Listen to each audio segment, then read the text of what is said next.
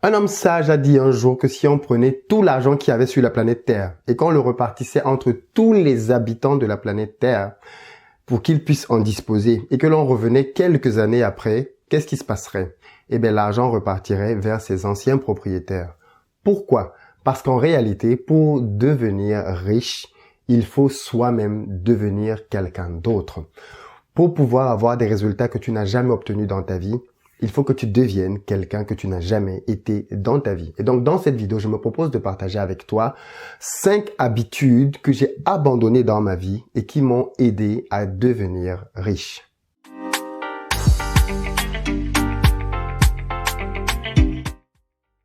Salut à toi et bienvenue sur ma chaîne. Moi, c'est Philippe Simo et ici, on parle d'entrepreneuriat et d'investissement parce que je suis convaincu que ce sont les deux piliers sur lesquels les Africains doivent s'appuyer pour faire émerger leur continent. Donc, si toi aussi tu veux faire partie de cette belle aventure, 2 choses à faire. La première, abonne-toi à cette chaîne et active les notifications pour être informé de l'apparition de nos nombreuses vidéos business comme celles-ci qui vont t'aider à te développer et te donner un bon mindset. Et puis la deuxième, va dans la barre de description et clique sur le lien pour recevoir gratuitement le petit livret que j'ai écrit intitulé 10 bonnes raisons de devenir entrepreneur. C'est un tout petit livret que je lis rapidement et qui va t'aider à avoir un bon mindset pour te lancer et réussir dans les affaires. Alors, petit rappel, les amis, ceux qui ne l'ont pas encore fait, dépêchez-vous d'aller dans la barre de description pour pouvoir, sans plus tarder, réserver vos places pour nos prochaines journées de formation en présentiel. Donc, on se retrouve le samedi 25 janvier à Paris pour notre prochain événement business au cours duquel je vais t'aider à réussir ton année 2020. Ensuite, on ira en Belgique le 1er février pour parler stratégie business et comment se lancer vers un business en Afrique. Et par la suite, on va aller en Afrique pour 3 dates bien précises. D'abord à Douala le samedi 8 février. Ensuite, on ira à Abidjan le 22 février et on clôture cette première phase-là avec Dakar le 14 mars. L'idée ici, bien évidemment, c'est que tu puisses avoir du contenu qui va t'aider à bâtir un business qui va marcher. Si tu as de la famille au pays, prends des places pour eux.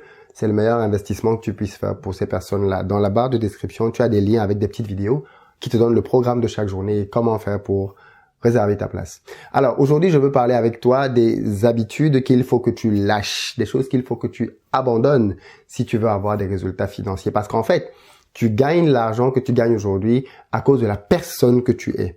Pour gagner davantage d'argent, il faut que tu deviennes quelqu'un d'autre. C'est fondamental à comprendre ça. Et c'est une bonne nouvelle parce que ça veut dire que chacun d'entre nous a à son propre niveau le moyen de décider de changer de son quotidien sans que cela ne soit le fait de, je sais pas moi, un oncle, une tante ou de je ne sais pas trop quel autre moyen, la chance. Non. C'est quelque chose sur lequel tu peux influer grandement. Donc, reste jusqu'à la fin de cette vidéo pour apprendre ce que j'ai abandonné parce que je pense que toi aussi, tu devrais abandonner des choses qui figurent probablement parmi la liste des 5 que je vais te proposer tout de suite. La première chose, c'est arrête d'écouter ta famille. Arrête d'écouter tes amis. Arrête d'écouter les gens qui t'aiment et qui n'ont pas des résultats dans ce que tu as envie de devenir. Si demain tu as envie d'être entrepreneur et de lancer des business qui vont marcher, est-ce que ton père, ta mère, tes frères, tes sœurs, tes copains, tes copines ont déjà atteint ces résultats-là? Il y a des chances que non. Et donc si tu continues de les écouter, ils vont vouloir que tu mènes une carrière d'après leur propre pensée, leur propre imagination. Et par exemple, pour tout parent africain, si tu es noir, alors tu vas être dans une famille dans laquelle on va déifier les diplômes. Parce qu'en Afrique, c'est quelque chose qui est super important pour les parents. Et il faut qu'un enfant ait beaucoup de diplômes. Les parents, même ceux qui n'ont rien du tout, se battent pour envoyer leurs enfants à l'école parce qu'ils espèrent que derrière les études, les enfants vont pouvoir réussir leur vie. Or, aujourd'hui, on se rend bien compte que ce n'est plus si évident que ça. Autant à une certaine époque, peut-être à leur époque à eux, avoir un diplôme était synonyme d'avoir un job. Mais aujourd'hui, c'est plus du tout ça. Beaucoup de chômeurs sont au quartier. Beaucoup de gens, de jeunes qui ont des diplômes, parfois même des doctorats, ne foutent rien du tout.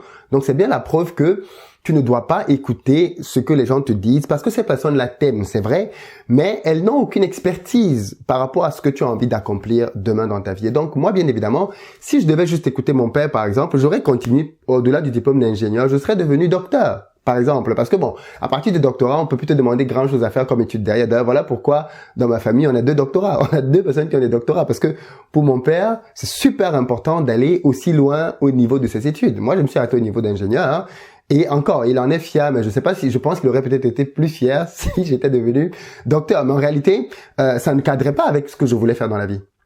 Ça ne cadrait pas du tout avec les objectifs que je m'étais assigné. Donc, il fallait à un moment donné avoir le courage de se dire non. En fait, c'est pas vers ça que je veux aller. C'est pas la vie vers laquelle je veux aller. Et donc, tourner le dos à cet avenir-là que les parents veulent te tracer pour aller vers celui que tu penses être celui que tu vas vivre. Parce qu'en réalité, chacun doit courir après ses propres rêves. Le problème de beaucoup de parents, c'est qu'ils essaient d'accomplir chez leurs enfants des rêves qu'eux-mêmes n'ont pas pu réaliser.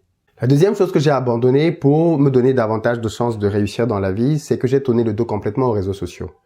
Les réseaux sociaux sont un poison. Clairement, ça fait partie de ces choses-là qui peuvent être très positives ou alors mais vraiment très négatives parce que ce sont des choses qui sont addictives. Quand tu commences à regarder les réseaux sociaux, c'est fait de telle sorte que tu n'arrêtes pas en fait. Ce sont des pages infinies. Tu peux descendre jusqu'à l'infini. Tu peux tourner des vidéos jusqu'à l'infini. Tu peux regarder la vie des gens jusqu'à l'infini, mais au final, qu'est-ce que ça t'apporte? Rien. Tu passes ta vie à regarder, regarder une blague, rigoler, regarder une photo, mettre un commentaire. Ok, d'accord. Mais au final, est-ce que ça t'aide à avancer vers tes objectifs de vie? Bien sûr que non. Il y a la possibilité avec les réseaux sociaux d'en faire quelque chose d'utile, de constructif, quelque chose qui t'aide à te former, comme ce type de vidéo que tu es en train de regarder. Pour moi, les réseaux sociaux, c'est un moyen de pouvoir développer mon business, puisque au travail d'Investir au pays, je promets mon entreprise qui forme des gens, qui coach des gens, qui accompagne des gens dans des projets de manière concrète. Donc pour moi, les réseaux sociaux, ce n'est plus quelque chose que je regarde comme étant un lieu dans lequel je vais pour pouvoir m'amuser. Au contraire, c'est quelque chose qui m'intéresse beaucoup, mais parce que c'est un moyen de pouvoir accroître mon impact, accroître mon entreprise. Et donc, j'aime cet usage des réseaux sociaux-là. Mais le problème, c'est que beaucoup d'entre nous ont vis-à-vis des réseaux sociaux un rapport uniquement addictif de consommation, dans lequel on passe son temps à regarder ce que les gens font. Ça, bien évidemment, il faut pouvoir arrêter ça. Et moi, je te conseille d'être vraiment radical par rapport à ça. Pourquoi même pas penser à couper complètement ta page de réseaux sociaux? La première étape, en tout cas, que tu pourrais faire, c'est d'enlever toute notification. Mais vraiment, il faut que ton téléphone n'ait plus aucune notification des réseaux sociaux. De telle sorte que ce soit toi qui décides quand est-ce que tu vas regarder le réseau social dans la journée. Ça doit être quelque chose que tu prévois. Par jour, je vais regarder les réseaux sociaux pendant 30 minutes fois 2. Le matin de telle heure à telle heure et le soir de telle heure à telle heure. Et ça veut dire que le reste du temps, tu vis ta vie sans penser à ça. Et ça va vraiment te libérer. C'est un peu comme quelqu'un qui était alcoolique et qui finit par s'en libérer. Ça va être vraiment une vraie bouffée d'oxygène pour toi. Troisième chose à laquelle j'ai tourné le dos, ce sont les mauvaises compagnies. J'en parle souvent dans cette chaîne, mais tu ne peux pas aller très loin si tu es entouré de mauvaises personnes. D'ailleurs, on dit que chacun d'entre nous est la moyenne des 5 personnes avec lesquelles il passe le plus de temps. Tu n'as qu'à regarder avec qui tu passes du temps et tu verras pourquoi est-ce que tu es là où tu es. Les amis influencent énormément nos décisions, nos centres d'intérêt, nos dépenses. Ce qui est important pour nous, tout ça est très influencé parce que les êtres humains sont des êtres influençables qui regardent aux autres, qui se comparent aux autres et qui voient ce que les autres font. Si ce que tu as donc autour de toi, ce sont des gens qui mènent un style de vie qui ne correspond pas à ce vers quoi tu veux aller, alors qu'est-ce qui va se passer? Malgré toute ta volonté, tu vas quand même te retrouver là 6 mois, 1 an, 2 ans, 3 ans, à toujours penser à des choses dans ta tête et à jamais les concrétiser. Parce qu'en réalité, tu n'es pas dans un environnement favorable, propice à ton émergence et à ton épanouissement. Les mauvaises compagnies sont très dangereuses. Là-dessus, je n'hésite pas à demander aux gens d'être radicaux. Si c'est ton copain, si c'est... je ne brise pas les mariages. Une fois que vous êtes marié, il faut pouvoir le gérer différemment. Mais si c'est un copain, si c'est un ami ou quelqu'un comme ça, rien ne t'empêche de voir la personne de moins en moins, simplement de couper les ponts avec une relation qui est clairement nocive pour toi. Quand tu te retrouves avec ces personnes, de quoi vous parlez? Qu'est-ce que vous faites? Est-ce que ce sont des gens qui, quand tu parles business, projet, comprennent et sont en phase? Ou alors c'est des gens qui ne veulent pas parler de ça, qui sont tout en train de te parler d'autres personnes, du commérage et autres. Il faut que tu aies la rigueur, la discipline et la fermeté de dire stop à ça dans ta vie. Quatrième élément auquel j'ai complètement tourné le dos, c'est la télévision. On n'a plus de télévision depuis des années. Pas de télévision. Pas de télévision. D'ailleurs, c'est très drôle parce que quand mes enfants arrivent dans une maison, il y a la télévision, on a l'impression qu'ils découvrent un nouveau gadget. Ils sont tout le temps devant et ils essaient de toucher parce qu'on n'en a pas du tout à la maison. La télévision, c'est quelque chose, bien évidemment, de très addictif, de très dangereux parce que c'est prévu pour te capter le maximum de temps. Quel est le but de la télévision? Est-ce que tu penses que c'est de t'aider à devenir une personne meilleure, de t'aider à réussir dans ta vie et de faire ce qui t'épanouira? Non, pas du tout. Le but de la télévision, c'est de te faire rester devant le maximum de temps pour qu'il te fasse gober des informations et entre-temps, pas mal de publicité. C'est le but. Pour qu'ils puissent facturer leurs clients du nombre de personnes qui sont restées devant la télévision. Donc la télévision ne m'aidant pas du tout à accomplir mes objectifs, à m'en rapprocher, qu'est-ce que j'en ai fait?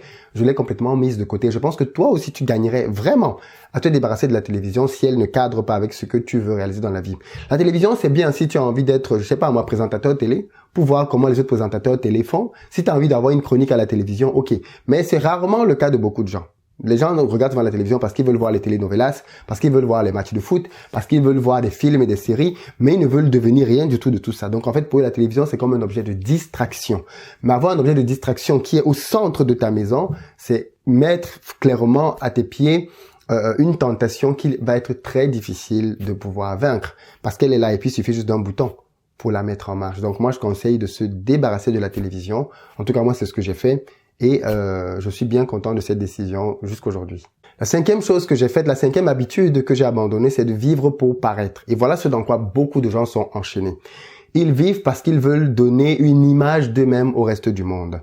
Par exemple, quand moi j'étais étudiant, j'aime bien prendre cet exemple-là, j'ai vécu dans une chambre étudiante pendant de longues années avec pour but de pouvoir me bâtir une épargne redoutable pour me lancer dans les affaires par la suite. Mais qu'est-ce que je n'ai pas entendu? Tous mes copains qui se moquaient de moi, de ce que j'habite dans une petite chambre, pourquoi est-ce que je veux pas déménager, pourquoi est-ce que je suis radin, comment est-ce que je peux faire ce genre de choses avec tout l'argent que je gagne. Donc du coup, j'étais victime de beaucoup de pression de la part des amis. Mais bon, moi je m'en foutais royalement. Je veux dire, on n'est pas venu en Europe ensemble, chacun sait pourquoi il est là. Et les années nous diront bien qui avait raison dans sa stratégie. Donc je m'en foutais un peu, mais il y a quand même cette notion-là de céder à la pression parce que qu'en dira-t-on? Que va-t-on penser si toi, une fille de ton statut, fait ceci ou fait cela ou ne fait pas ceci ou ne fait pas cela? Et donc, du coup, qu'est-ce que les gens font généralement? Ils cèdent à la pression, se retrouvent à acheter tout le temps un nouveau sac, une nouvelle greffe, une nouvelle perruque, parce que les gens qui t'entourent, comme on a vu tout à l'heure, ce sont des gens nocifs, qui n'ont qu'un intérêt dans leur vie, c'est de te faire claquer de l'argent, parce que eux-mêmes, c'est comme ça qu'ils vivent, ils passent leur temps à claquer de l'argent. Le pire même, c'est quand ils s'endettent pour pouvoir le faire. Donc, du coup, moi, clairement, j'ai arrêté de vivre pour paraître. Il est bien et normal que tu veuilles de bonnes choses, mais il faudrait que tu les veuilles parce que tu es en capacité de pouvoir te les approprier et pas en te mettant en danger, parce que c'est ce que beaucoup d'entre nous font. Nous vivons une vie au-dessus de nos moyens. Nous essayons de vivre dans des quartiers qui ne sont pas du tout de notre standing. Nous essayons de porter des vêtements que notre porte-monnaie ne peut pas supporter sur le long terme. Nous essayons de conduire des voitures pareil. Du coup, les gens sont tout le temps limite. Moi, j'avais un collègue de travail qui touchait 3200 € net par mois et qui avait zéro épargne. Zéro épargne. Comment ça se fait? Le mec habitait à Paris dans une chambre à 1000 € et le reste de ses 2200 € était dépensé entre restaurants quasiment tous les soirs, week-end à gauche à droite, randonnée pendant l'été, tout le temps. Alors le mec, il avait plein de photos tout le temps, il faisait de très bonnes activités, mais il avait zéro épargne. Donc en réalité, il était vraiment très fragile et le moindre élément pouvait complètement le déstabiliser. Alors c'est le choix que certains font, pourquoi pas? Mais bon, moi je crois beaucoup à la cigale et la fourmi, quoi. Il y a un temps pour tout, un temps pour se priver et un temps pour se réjouir. Le problème, c'est quand on veut se réjouir, alors qu'on ne s'est pas encore privé. Voilà un peu les 5 choses auxquelles j'ai tourné le dos et qui m'ont grandement aidé à épargner davantage et à me bâtir un patrimoine.